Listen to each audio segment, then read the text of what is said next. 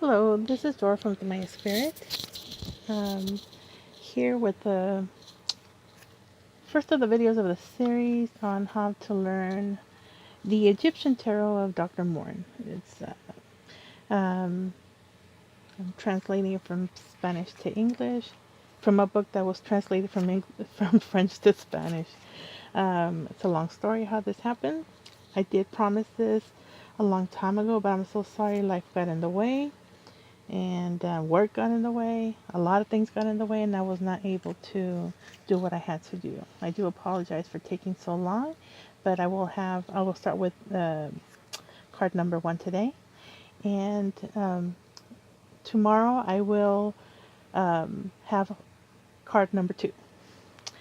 Okay, and if you were curious on how to break this down, how this is broken down, there's another introduction video where I talk a little bit more about these cards, how they're broken down into 4 or 5 parts, because these are divided into a Marseille, okay, Spanish cards, your American poker cards, these are hieroglyphics, and this is the sacred alphabet, Kabbalistic alphabet, okay? So I'm going to try my best to break it down. The book is very confusing, and I explained why in the other video, so I'm just going to go straight into it, and I'm so sorry that I took so long to do these videos, and I'm trying to squeeze in some time, and hopefully tomorrow I have video number 2. I've just completed video number 1 in Spanish. Alright, we're going to start with, and this goes for people who, even though you might not want to know about this is also for people who want to learn the Etteilla, Marseille. Okay, so this is what it's based on. And even though they're titled as King Thought right here, because according to this book, you can use a Thoth book to follow this, but not really. So let me go ahead and get started. Now, the first thing to know is that this card is called the King Thought. Right side up. Upside down is a consultant, which is the seeker, the person that's coming to get their cards read. It's a significator also. This letter, and if you speak Spanish or read Spanish, this book is available. You can print it out just like I did here. And you have to look for it like this. It's El Supremo Arte de Echar las Cartas. Okay, so if you do speak Spanish, read Spanish, feel free to print it out. It's only available like that in Spanish. I don't see any in French. Okay, but the cards are in Spanish on one side and French on the other. Okay. So we're going to go ahead and get started with card number 1, King Thought, and upside down, I already said that, sorry about that. So we're just going to start with the basics. What does the card mean without seeing anything? Just what does it mean when you see the entire card and it's pulled up? These are the keywords: virtue, goodness, prudence, modesty, the idea, immaterial, sorry, and the spirit, like spirit guide, when I'm saying immaterial. On reverse, let's see, it means wisdom. I'm sorry, the camera keeps moving. Wisdom, able to behave, able to act, because it has something to do with the art world, the artistic world, superiority, genius and talents, imagination, able to invent, observe, investigate, etc. It's pretty much saying you're able to use your mind, your genius, that type of a thing. And this card also, when it says the consultant, that also represents Etteilla, the creator of the Marseille. For some weird reason, they have it on here, but no explanation why. Oh, one moment. I'm just getting interrupted. Just one second. Okay, I'm back. Thank you for waiting. Um, when this card is received, and it's the first card on a spread, it is of good luck, particularly if the person is artistic, a singer, writer, like I said, like chefs, anybody that creates and is artistic. It means good luck, great success, and protection from the creator, whatever they believe in, whether it's a God, the universe, whatever it is. Okay? But depending on the cards that surround on the type of reading, if they're unfavorable cards or that are against success, that means that that person, no matter how talented they are, there's something that's blocking them um, from external reasons, is what they're saying. It has nothing to do with the person's talent, but it's with the external reasons. And this card also, one of the keywords on here of knowing this card is that it's cause and effect when it's right side up, because whatever is around, whatever it is here affects that, even though that's normally what happens, is that what's here affects that, what's here affects that, and vice versa. Okay. Now for this tarot deck, this hieroglyphic here, the significance is confusion.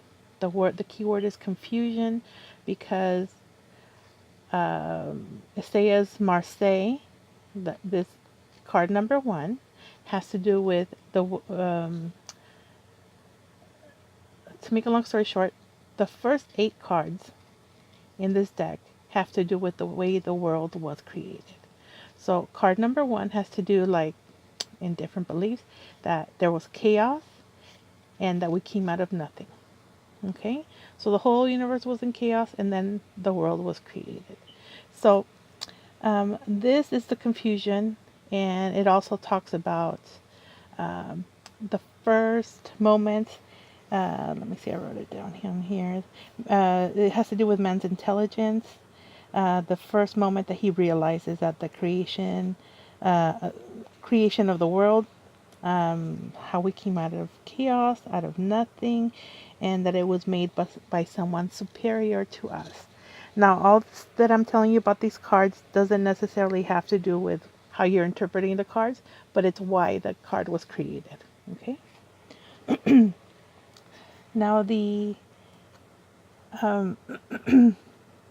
that has to do with this keyword.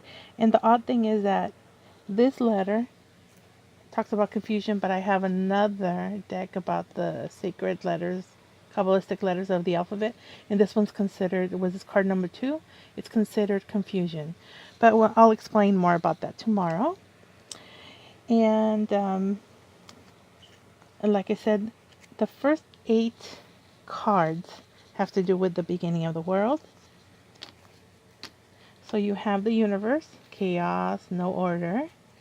Then you have the sun, day number 2, the moon and the plants, the sky or the heavens, man and animals, then the astros out in the sky, then we have birds and fishes, and at the end, I know, looks like Eve, right? But it had to do with rest. Okay, so the first 6 days of the creation, and on the 7th day there's rest. That's how they explain the first 8 cards of the major arcana. Okay, and if you don't know about the major arcana, the major arcana translates to the major secrets, the major mysteries of your life, and the minor arcana is the minor secrets or the minor mysteries of your life. Okay. Let's see.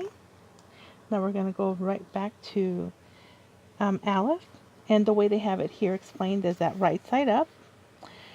This has more to do with the ability to dominate yourself, like be able to control yourself, your thoughts, how you act, and that type of thing. Now, if it's reversed, what this means, lack of charity to your fellow man, having no mercy, that type of thing. Being a person of interest, which means you only care about money, or you don't treat, not that you treat people of lesser class or down on their luck badly, but you don't treat them well either. It's pretty much calling you out when it's in reverse. And that's just one of the things that it says on here.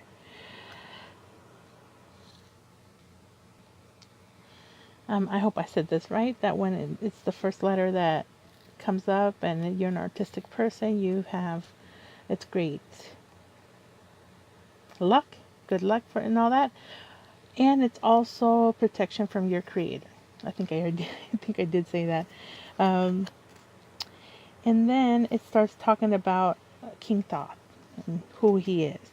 And it doesn't have to, what they're explaining here doesn't have to do with the card, it's just explaining to you who he is. Saying that he is the god of sciences and arts, among those in Egypt. And let's see. And it's explaining that this letter, like I said, it's like the significator. So when it's in a, normally these cards are used on a tableau, a small one, a big one, whatever, or there's cards surrounding it. This is kind of like the universe and the significator, and it acts the very same way. Whatever whatever other cards are around here will affect this card. This card will affect the ones that are next to it because it's the significator. So they're just comparing the universe to the cards. Let me push pause. I'm just getting interrupted for a second. Okay, I'm back. Thank you for waiting. Okay, so the next thing to know is that when you do a spread and the next card to it is card number 77 or the Ace of Coins, it means wisdom. What they call the genius is really like your spiritual guide, your spirit guide, someone that guides you. So you're receiving wisdom and messages and all that to help you through everything. So whether it's under, on the side, it doesn't matter. Even if it's upside down, they're saying it doesn't matter. Okay? So that's the combination that's important. More wisdom, other than your card being either right side up or upside down. The rest of the this paragraph, this chapter on this letter, this card, it's talking about, still talking about King Thoth, and it's just pretty much saying that King Thoth was, because it's right side up, it also means it's the beginning of and the end of everything in science and everything in arts. And these are just like little clues for when you read the cards.